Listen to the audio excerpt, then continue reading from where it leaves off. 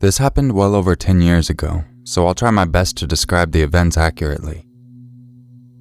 One of my childhood homes had a balcony that was attached to both my mother's bedroom and mine via big double glass doors in each of our rooms. Next to the balcony are 2 trees, one I often used to climb up and down from the balcony. This balcony faced out to the street. One night when I was about 13, I'm a female, and my brother and mother weren't home, I was reading in bed with a very dim reading light. I heard what sounded like something moving in one of the trees outside, but this didn't worry me as possums and bats are common in our area. I had thin curtains on the glass door that separated my room and the balcony. As mentioned previously, the doors faced out toward the street, where street lamp light was always visible through my curtains. Shortly after hearing the tree rustling noises, I see a shadow slowly move past the doors, at which point I immediately turn off my reading light and freeze like a deer in headlights. The shadow was tall, so it wasn't one of the neighbor kids that I'm friends with, and it wasn't my all of a 5-foot mother. The person moved slowly, creeping as though they were trying not to be noticed. They wouldn't likely be able to see into my room, but I could see them thanks to the streetlights behind them creating a dark silhouette. They moved past my door out of sight. I sat there unable to move or even think about what to do other than be absolutely still. That is until I heard another sound. The sound of someone trying to open a glass door. My mom's door to the balcony. I didn't know if she locked them or not, but I wasn't taking any chances. I moved as quickly and as silently as I could to my bedroom door and locked it. I listened for what the person was doing now. They were just jiggling the glass door handle, but it sounded like the doors weren't opening. I felt relief. This person couldn't get in, surely. All I had to do was wait for them to realize that, and then they would leave, right? Well, I heard light footsteps moving back along the balcony to my set of glass doors until I saw his shadow stop directly in front of them. Again, I froze. He couldn't see me. He couldn't know I can see him. I saw a shadow of a hand reach up to my door handle and my heart stopped. Had I actually locked those doors myself today? I was out there earlier. What if I forgot? The seconds leading up to him grabbing the handle felt like an eternity, but thankfully when this person tried to open the door, it didn't open. It was locked. I sighed such a sigh of relief. I was worried he had heard it. After this, he began pacing the length of the balcony. I didn't have a mobile phone as my mom thought I was too young to have one yet, and the landline was on the other end of the house. But I was too scared to take my eyes off this person, even to call for help. I was silently crying, tears falling down my cheeks as I internally prayed they would just leave. Then I heard him stop moving. He then said, "I could just break this glass, you know." Before I could even process this, I saw car headlights turn around the corner of my street and then stop at our property gate. My mom was home. The person on the balcony moved out of sight and I heard a loud thump as they jumped off of it. When my mom came inside, I was hysterical and barely coherent in telling her what had happened. Eventually, I got the message across and she called the police. They never found or caught anyone, but a neighbor reported a truck in the street that matched the description of a truck that had been reported recently for attempted child abductions near my school a block away. Since I walked that short distance daily, the police suspected that he had followed me or seen that I lived there and waited for me to be alone.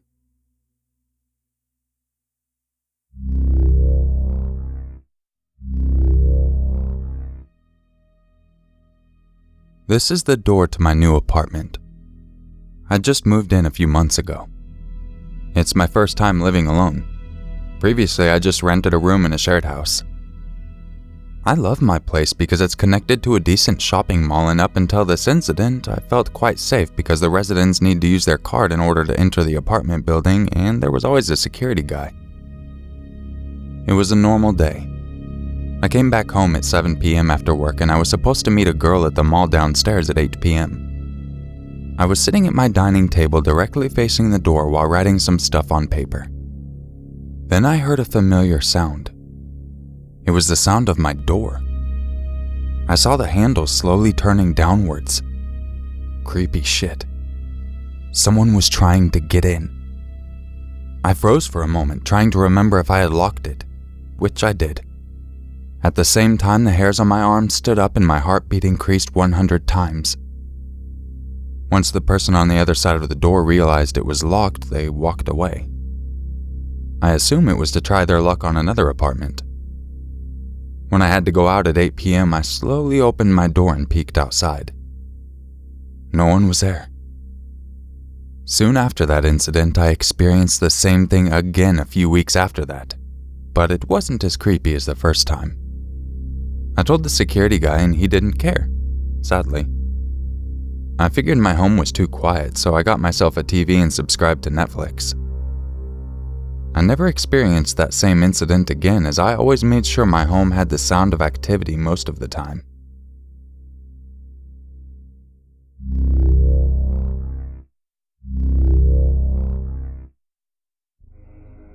I have a very close friend that I was mad at for a moment.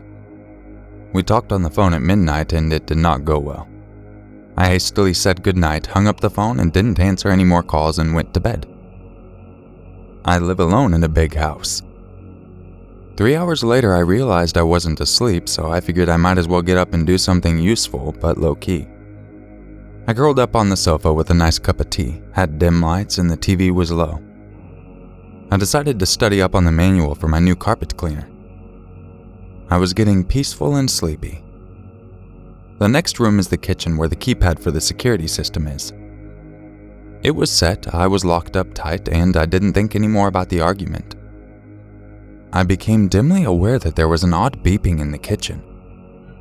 It will do that for about 15 seconds in case you accidentally set it off, so you have time to correct it before it goes in full-blown panic screech mode.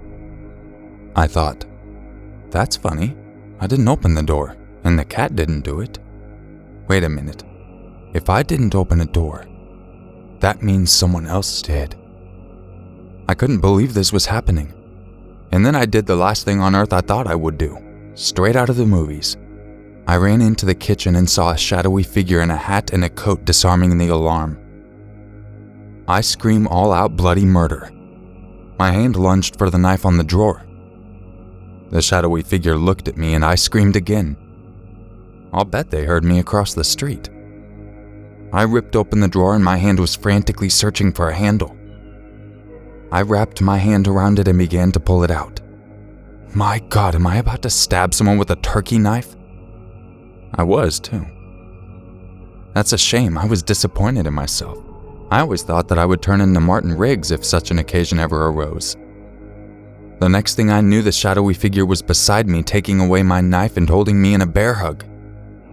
I caught a glimpse of the intruder and a sick feeling washed over me right down to my toes. I screamed again with a mixture of relief and full-on rage. Joseph? How? What? What are you? Oh, you're up. Great. I need to talk to you. It's 4 a.m. I'm calling the police. I can't believe you did that. What the hell is the matter with you? How on earth did you get in here? My friend is a fireman and he did just about the most alarming thing I had ever seen. He flipped up his hand and showed me a card between his fingers. Credit card, he said. I couldn't process this right away. I didn't have a keycard thing at my house. How do you charge it? I must be naive, and by now a little insane. He said, I'm a fireman. I can get into any door. Good thing he didn't have his fire axe, eh? I said, wait a minute. If you can do it, so can a burglar.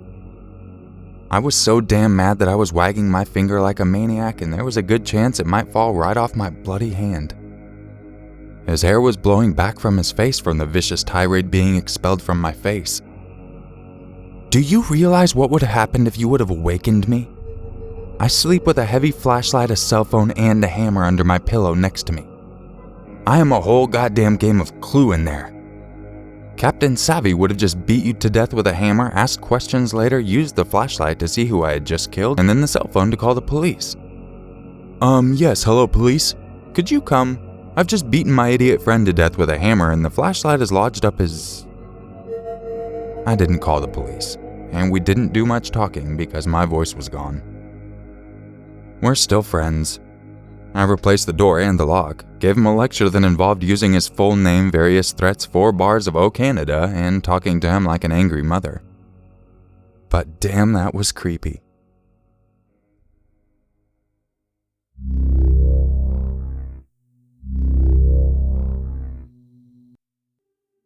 I was 17. My parents were leaving the house one evening around dusk, just as I was heading to the bathroom to take a shower. I said goodbye as they headed out the door to the garage. I took a shower and got out. As I did, the lights in the bathroom went out. I put a towel around myself and stepped into the hallway, and the lights went out. I stepped into the living room, and the lights went out. I stepped into the laundry room, and the lights went out. I opened the garage door. The door was down and it was pitch black. There's no windows in our garage. And then I heard it. Muffled laughter. More euphoric than sinister. And this was a small town in the Midwest, so I was baffled and creeped out, but not particularly frightened. I reached for the light switch. No lights. I hit the button for the garage door opener. Up the door went, and there at the back of the garage I could now see my 2 friends, Mike and Todd, who could no longer contain themselves, literally rolling on the floor laughing. They were standing in front of the open breaker box. The shower I had just gotten out of was on the other side of the wall from the breaker box. What happened was this. Mike and Todd just dropped by as my parents were leaving. My parents knew them well, told them to just go in through the garage and put the door down. They told them I was just heading into the shower and to have a seat in the living room and wait for me. What these 2 jokers did instead was head for the breaker box where they could hear the water running on the other side of the wall. So they waited until it shut off. Meanwhile, they would have observed that my father, meticulously and detailed as always, had carefully and clearly labeled all of the circuits.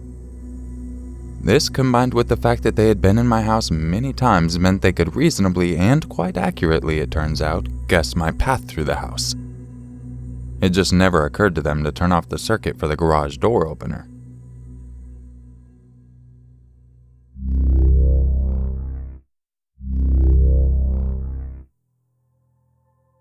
I was 18 and had a weekend job, so for the first time ever couldn't go to my grandma's for the weekend. My parents and sisters went without me. My dad had been doing some kind of work on the exterior of the house using his long extension ladder, and that afternoon before they left I helped him take it down from the side of the house. I wanted to put it away in the garage because I felt it wouldn't be safe to leave it outside. Somebody might come use it and try to get into the house through an upstairs window. But my dad poo-pooed the idea. He smirked. "It'll be fine right here," and just laid it on the grass beside our house. Okay, whatever. Dad knows best. The house was 2 stories with a single-story addition off the back whose roof came just below the second-story windows of my sister's and my bedrooms and the bathroom between them.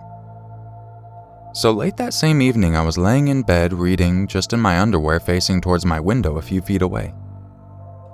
Gradually, it penetrated my awareness that for the past few minutes I'd been hearing a continuous series of gentle creaks that I finally recognized as the sound of the additional roof just outside my window and the others being walked on. A bolt of fear went through my body and my heart started pounding. Was there really somebody out there? Were they looking at me lying there like that at that very instant? Were they about to break in and attack and rob the place?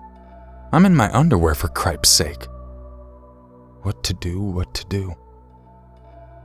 I couldn't be 100% sure, of course, but the one thing I was most pointedly not going to do was spark a confrontation by going to the window and looking. Indeed, I made a point of not reacting visibly at all despite the pounding of my heart. I pretended to continue reading as I considered my options.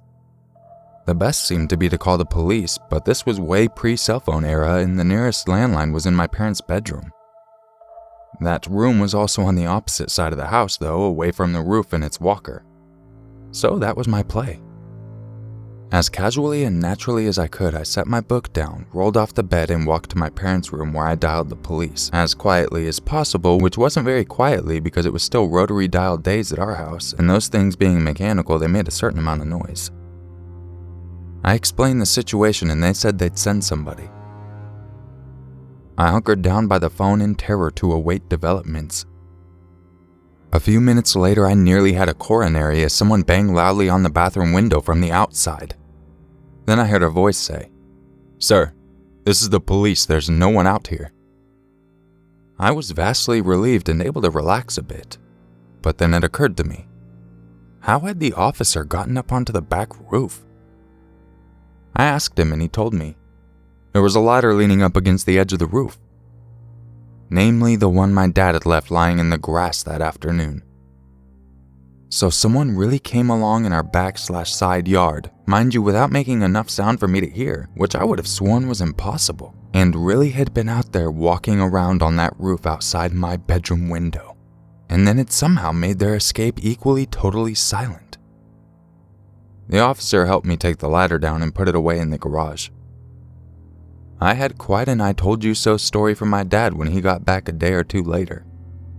To his credit, he didn't poo-poo that, was sustainably chagrined, and never left a ladder out in the yard overnight again. I had a contractor leave his ladder up against the same roof overnight just a few weeks ago though. I was pissed when I discovered it the next day. Oh, and we never did find out who that mysterious roof walker had been or how they happened to come along in our back/side yard at the exact time my dad's ladder was lying on the ground. None of my friends ever owned up to it, and none of my enemies or bullies ever taunted me about it.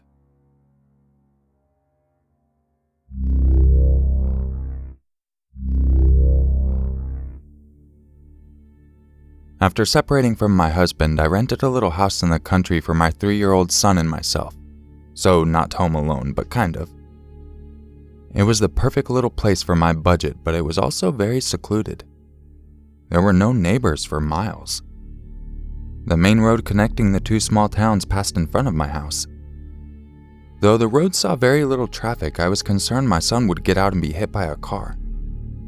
I was diligent about latching the screen during the summer to keep my little one in. One afternoon after playing in the yard, I set my son up with his toys in the front room, then went to the back to make dinner. I'd just started boiling water for pasta when I heard the screen door slam. I'd forgotten to latch the screen. I turned from the stove and called out to my son. I thought he'd gone outside. The yard was big and I thought I'd be able to scoop him up before he reached the road. I ran out of the kitchen. That's when I saw my son standing between me and a stranger in the living room. I was paralyzed. My throat began to close and I didn't know if I'd be able to speak. The man was very thin and dirty. He looked as if he'd spent a day under a car or in a ditch. Every scary hitchhiker movie came to mind as I raced to process what was happening. My sweet little boy was holding his train up to the man as if to offer him a turn with it. I didn't know if he was there to take my son, to hurt us, to rob us. I just knew we were alone, and even if I could get to my phone to dial 911, it'd take far too long for anyone to get to us. The man said, "I'm not going to hurt you. Your son let me in. I didn't mean to scare you. I'll leave." He walked out. I grabbed my son and ran to the bathroom, the only room in the house with a door that locked. I held him in my lap and tried to keep my body from shaking. I said, "Honey, remember Mommy said we don't talk to strangers?" My sweet little guy said, "He wasn't a stranger. He was at our house."